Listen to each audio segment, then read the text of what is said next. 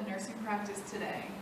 Rutledge et al. 2013 show that nurses working in non-psychiatric units actually admit to not feeling competent to care for patients with psychiatric and behavioral health concerns.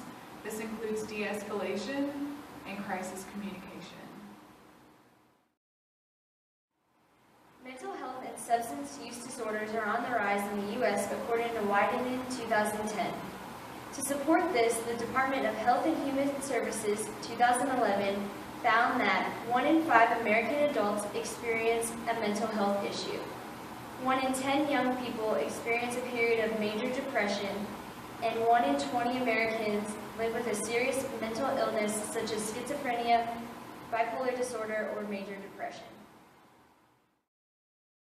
According to Roberts in 2009, we can't afford to overlook or dismiss these patients. They are our most vulnerable population. They deserve optimal care, and they deserve respect.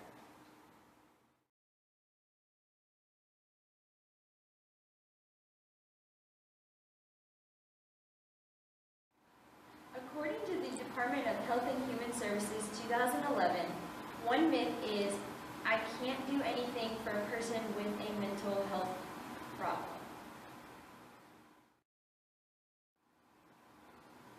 The truth of the matter, we actually can do some things.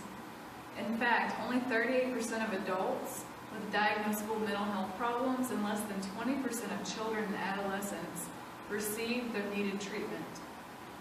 Other individuals, like nurses, can be important influences to help someone get the help and services they need. So some things you can do. Reaching out and letting them know that you're available to help. Helping them access mental health services. Treating them with respect. And refusing to define them by their diagnosis or passing them off as crazy. Another myth is prevention doesn't work and it's impossible to prevent mental illness. The truth of the matter, we actually can prevent mental illness. Prevention focuses on addressing known risk factors such as exposure to trauma. So being proactive with our patients will help us to lower crime rates, strengthen our economies, lower healthcare costs, and improve the quality of life of our patients.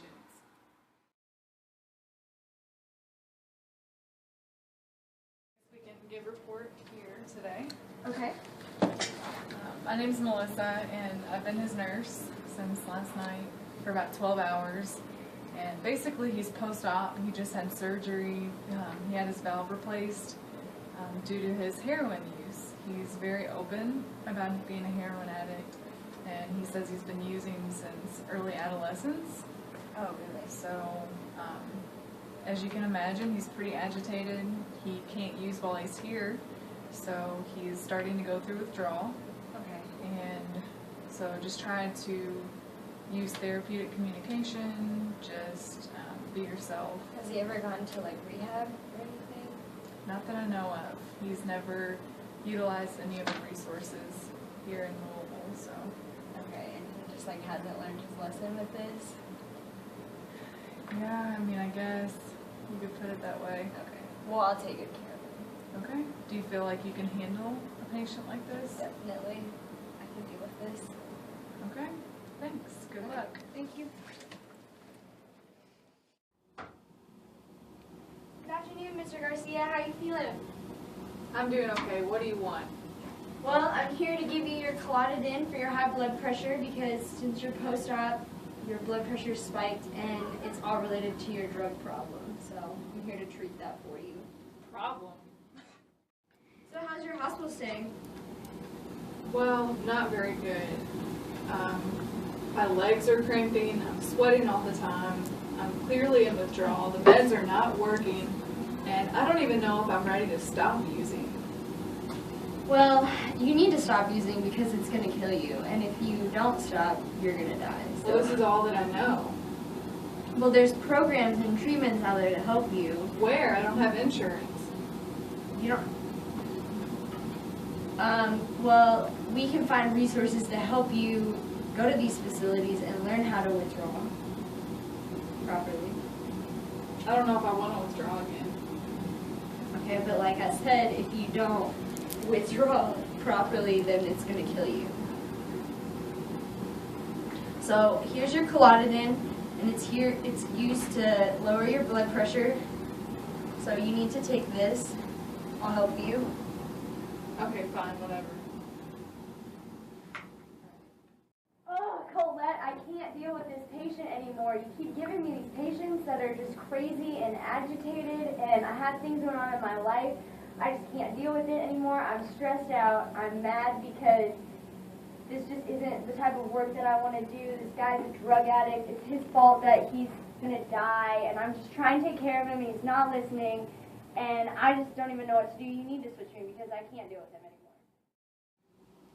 anymore. Good afternoon, Mr. Garcia. My name is Rachel, and I'm the nurse here taking care of you. How are you feeling? Well, not very good.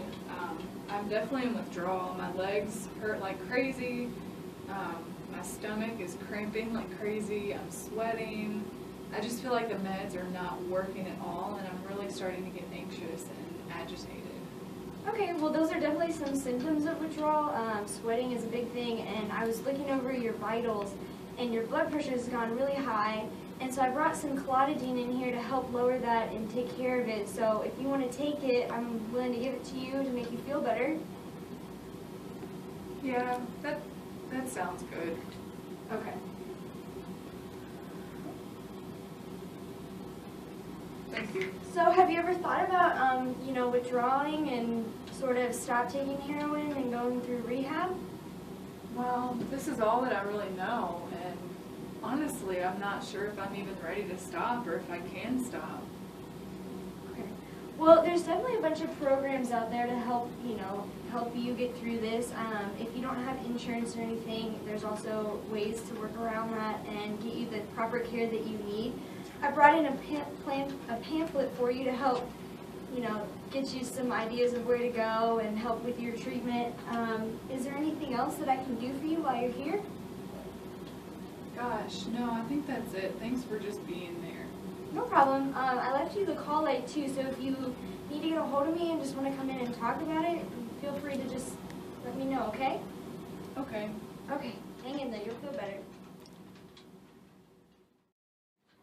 Hey Rachel, how's it going? Are you taking care of Mr. Garcia? Yeah, I'm taking care of him. I'm just working on some charting right now. I just went in there and talked to him.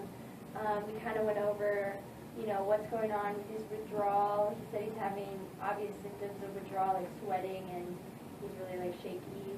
I addressed the fact that his vitals show that he had really high blood pressure, so I went in and gave him some Claudidin as ordered. So I'll go back in and check on him, make sure everything's working.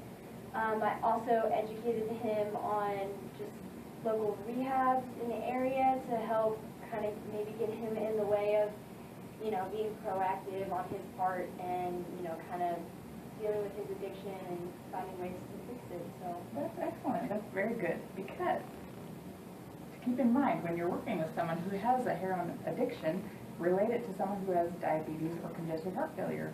We don't refuse to treat them when they have an exacerbation that's related to noncompliance, and sometimes our patients don't follow medical advice that we can't control. They still deserve optimal care, they still deserve respect, and we educate them to let them know that they are the only ones that can make the decisions to help you. okay, so then I also left him the call light just in case he wanted somebody to talk to. So Good job.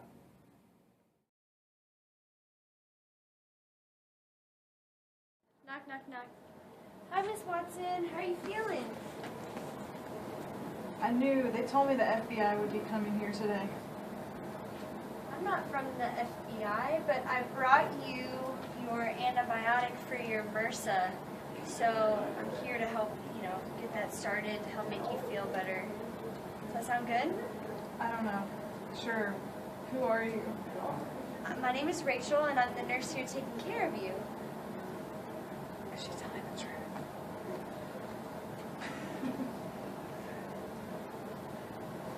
Quit. I'm right. trying to listen to what you're Here's saying. your and they IV. keep Let me hook this talking to up. me. Can I see your hand?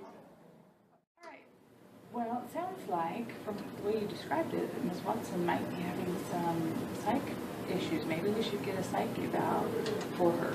But also, we have some key points here that are the right way to handle somebody who's having psychological issues. Build a trusting relationship, assess hallucinations, and try to figure out if they're command hallucinations or because we know those are top priority. They might hurt themselves or others. Acknowledge the reality of the hallucination, but let the patient know that you don't hear them. Call the doctor and advocate for medication to prevent problematic behavior, and provide short, frequent contacts to decrease stimuli. Use distraction techniques to provide alternative to hallucination in the meantime. Knock, knock, knock. Hi, Miss Watson. How are you feeling? I knew they were going to send the FBI in here today. Well, I'm not a part of the FBI. I'm just the nurse here taking care of you. And I brought you your antibiotics for your infection that you have. Are you talking to somebody? I keep hearing voices. What kind of voices? I don't know, they just keep talking to me. Are they giving you any sort of like instructions to do anything?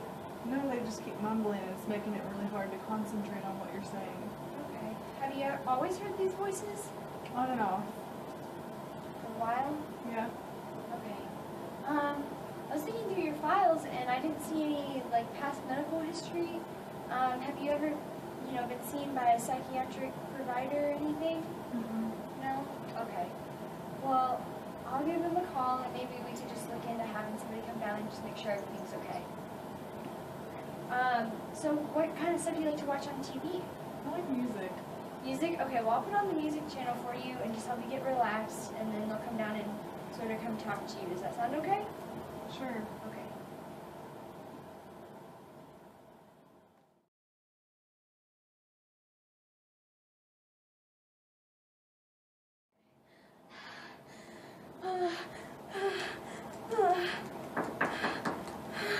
Miss Irene, my name's Melissa. I'm your nurse today.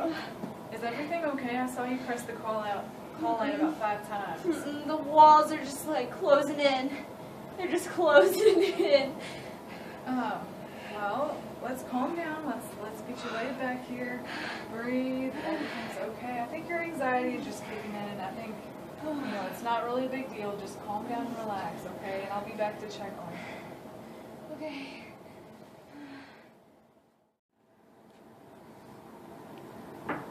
Miss Irene, I've come back to check on you. Oh my gosh, what has happened? Cold blue. I don't know, I went in her room, she pressed the call light about 5 times, and I thought that she was just having really bad anxiety.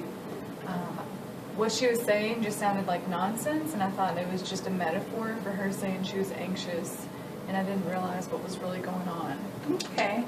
Well, research has shown that patients with psychiatric illnesses try to make sense of unusual symptoms. They might offer bizarre interpretations or psychotic descriptions of these sensations. So in this case, Miss Irene was suffering from a heart attack, and which went unassessed and led to her death. So we just want to make sure we take any of their descriptions seriously and do the head-to-toe assessment with vitals and all that. Thank you.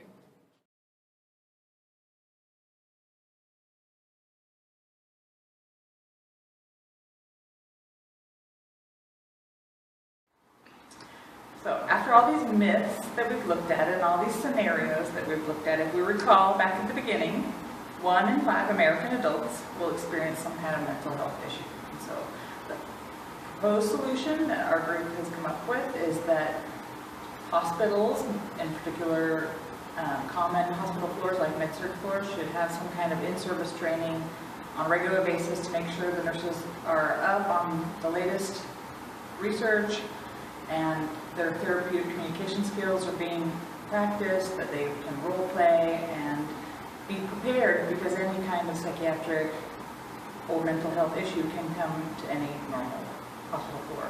And so that's our solution.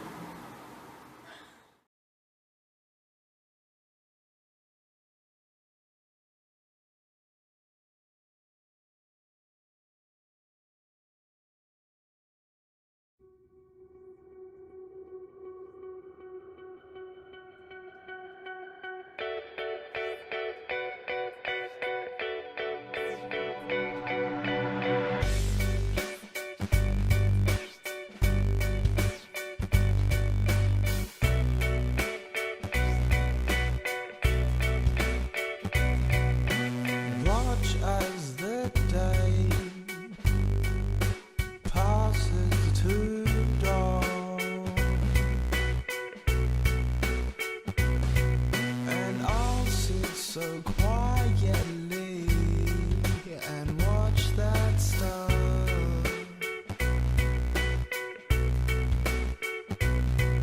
And maybe it's this place that's throwing me round.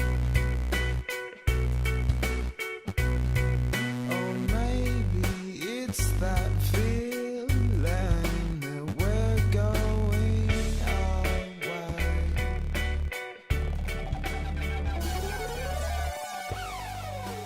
Heroin use, and we're just trying to get that under control. I can't do that. Knock, knock, knock.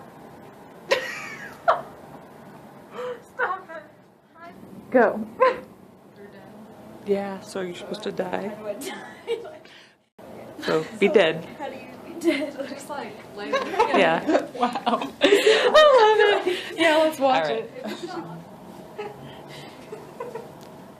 Okay, well. No, I don't want to say that.